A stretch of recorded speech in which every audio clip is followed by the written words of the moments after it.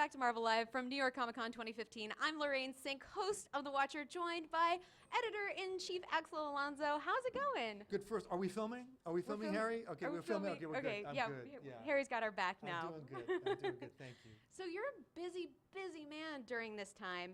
You did Breaking Into Comics earlier this week. No, just all new, all Just different all new? Marvel and Cup of Joe. Oh, and just Cup of Joe. Yeah. You did our Breaking Into Comics pre-tape, though, for us, which but we really I've been appreciate. banned from breaking into comics because they give bad advice. Uh-oh, I'm don't joking, follow I'm those joking. 5 tips Yeah. that we've been showing you. No, but you did do all new, all different Marvel Universe. What came out of those 2 panels today and Cup of Joe? What Any did- big announcements that you can share with us? Let me think here. We announced the Vader Down Star Wars Yeah. event that we're doing, which is going to be super cool. The first time we're going to see the core series and Darth Vader officially cross over. They've touched upon each other, but they never collided, and they will in this series. Other things we've announced, I'm not quite sure what we did announce, to tell you the truth. What we've announced in advance of the con or now. So why don't you tell me, and I'll get excited about them. If anybody knows, just send it to us, because I'm hidden here in a little box. But I know that I think that there's going to be a new Ryan Penagos. Can you confirm or deny that there's going to be a new series that you showed me a picture of? What was this? Out of a panel about. Oh, there's a YA novel for Captain Marvel. That's what I thought. Okay, I wanted to make sure that we had cleared it before I said it on the air. We're going to have a YA novel for Captain Marvel. Yeah, absolutely. No, we're Yeah. thrilled about these. This has been an incredible advancement for us, where we're writing. We're doing prose books. They're energetic. They're YA novels. They're engaging some of our favorite characters, Black Widow, and the new Captain Marvel book. We're very excited about that. Yeah, I'm super excited to check it out. Do you have a writer attached to those yet? I've forgotten the name. I'm sorry. I wasn't This is aware. a quiz. Yeah, this is a quiz. But we'll be nice moving forward.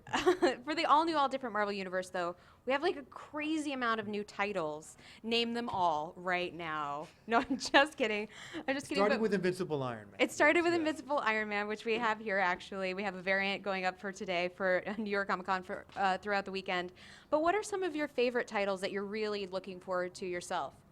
Well, I think that it's really hard to choose because it's like picking children. I'm very excited, of course, about the Totally Awesome Hulk.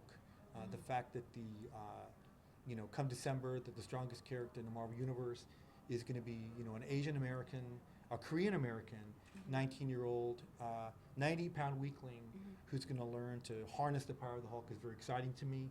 It's an organic story. Greg Pak and Frank Cho doing it is going to be fantastic. Very excited about that, having read the first arc in the first issue. I'm also obviously very excited about Invincible Iron Man and what Brian Bendis and David Marquez are going to be doing there, which is taking Iron Man, who's always been a very central character in the Marvel Universe, and making him the central character in the Marvel Universe. Right. He is a character to keep an eye on. He's both in the core series, Invincible Iron Man, the other Iron Man series we expect to spin out of it, and other developments in the Marvel Universe.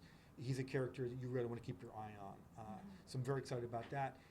In other news, I'm very excited about the Black Panther. Yes, I'm yeah, really di- excited, and he just won the Jesus Award, or Genius Award, not a Jesus Award, Genius Genius Award, Award. yeah, That would be a different kind of award than Exactly, a yeah. Genius Award. But Ta-Nehisi Coates, Yeah, amazing writer. I'm so Ta-Nehisi Coates, the thrilled. author of Between the World and Me, important writer right now, writing on the issue of race in a way that no one else is, and a hardcore comic book fan. We've been talking with him for about a year, and we're very excited that we're able to finally place this on the calendar. He has great ideas for the Panther, a year-long story arc that will, put the Panther in the middle of a homegrown civil war, and will force T'Challa to figure out, is being the same old Black Panther going to save the day? And it's going to reposition the Panther moving forward in major ways. And I love that you're, as we're talking through this, that it seems like we're really growing our diversity, both with a lot of new female titles and as well as different races, genders, and all of those kinds of things. Is that something that's really important to you? Well, I moving think forward? the important thing is, it's not diversity for diversity's sake. I think the key word for us, diversity, spans a lot of different spectrums here. It starts with the fact that we're publishing diverse titles with diverse looks, diverse artists, diverse writers, diverse artists. I think that's very important. Having diversity of characters, to live in a world where Thor is a woman, Captain America is African American. As I said before, the Hulk is Korean American, and Ms. Marvel is a Pakistani American girl from Jersey City. Yeah. You know, that Wolverine's a woman. I think it's exciting. It's challenging. It takes readers out of their comfort zone and into new and interesting places. And to see the creators themselves, the diversity of the creators themselves. I think diversity is a good thing. It makes a publishing line stronger. But it's got to be the right talent, and it's got to be the right formula, or it doesn't work. Right. You know, Totally Awesome Hulk isn't going to work because we want it to. It's going to work because the book works, because it connects with readers. If it doesn't, then that's the way it goes. Yeah, I love that. I love that so much. And now there is a lot of stuff still happening with Secret Wars. We're still kind of here at the tail end. What is it like kind of being there at the end of it, seeing it wrap up, and then also just going through this whole big, I think you said 5-year experience of creating it, crushing the Marvel Universe a little bit and playing with it? Well, it's kind of like the last weekend of summer when you're a kid. And you realize you're going back to school in a way, because you were looking forward to summer for so long, and now it's past. We so much love and attention and care went into the creation of Secret Wars. So to see it finally happen is bittersweet. You know, to see it hit the way that it did is, of course, gratifying. You know, and of course, one of the goals of Secret War was to put us in a position that we could have so many cool new toys to play with out the other side. And you know, Jonathan and Esad and all the writers and artists that did the spin-off series gave us a lot of great material for a new Marvel Universe. And how many of those titles, I mean, roughly, do you see kind of moving forward? Are you hoping to like bring more of those fun alternative kind of storylines that we've seen? Like, you know, we've had westerns and Savage Lands and all kinds of things. Well, I Are we think hoping to pull them forward a little? For some of the stuff we've announced already, you know, Weird World was a pocket of Battle World, and Weird World is here to stay. It's going to be here when we come back. As we've shown before, the character Red Wolf from the Secret War spinoff, 1872, is going to be in the Marvel Universe proper. You know, on a larger note, characters like Miles Morales and Old Man Logan, staples of the Ultimate Universe, are now going to be fully ensconced in the Marvel Universe. And you know, is the Marvel Universe big enough for them? Right. So it's fun and exciting. You know, I'll go back to my oft-quoted pizza analogy. Is the Marvel Universe is this pizza, and during Secret Wars, we mashed it up and we made a mess of it. And coming out the other side now, you've got a pizza with some of the toppings you're used to seeing, they're gone, and there's a whole bunch of new toppings.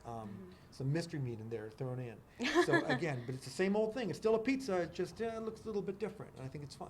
Yeah, and you know what they say about pizza? It's always good. Delicious. It's always good. How bad can pizza be? No, totally not bad. So, of course, we were talking a little bit about breaking into comics. What is it that you think is the single most important thing for young creators and people who are interested in comics if they want to break in? I think the single most important thing is that you don't wait for a publisher to give you permission to make comics.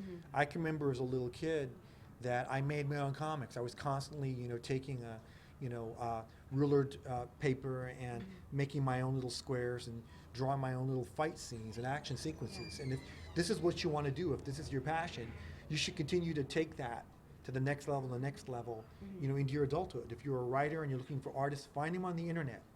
Find a way to connect. You know, invest in your future. Right. But don't wait for someone to hire you to do it. Keep doing it. Do your own thing, and get noticed. I love that. So we're just about to wrap up, but I know that you have talked a lot about how much you like Miles Morales, and you mentioned Kamala Khan, and we're going to see this new Avengers team. I just wondered, what was your thinking on putting together this sort of new assembly of people? Well, you know, what's great about it is, you know, I'm editor-in-chief, but that wasn't my idea. Right. That was Mark Waid, the Avengers writer, and Tom Brevoort, you know, going and huddling and deciding who they wanted to have on the Avengers team, and then, you know, coming to me and me loving it. Yeah. I think that what we have is a culture at Marvel where people are aware of where we're going and the direction we're going and what we're doing. And so that was not editor-in-chief mandate. That was something that really was homegrown and between the editor and the writer. And I think that's great. Yeah, that's the best. I think that's the best of both worlds, right? Absolutely. Where can fans find you online? Yeah, the only social media I do is Twitter, and I'm Axel Alonso Marv, which is just AXEL ALONSO MARV. And if you like the all new, all different Marvel Universe, just send us pizza to say thank you. I think is what we That's it, want to take yeah. away from this because it's always good. You guys stick around here on Marvel Live from New York Comic Con 2015, brought to you by Marvel Contest of Champions. See you soon.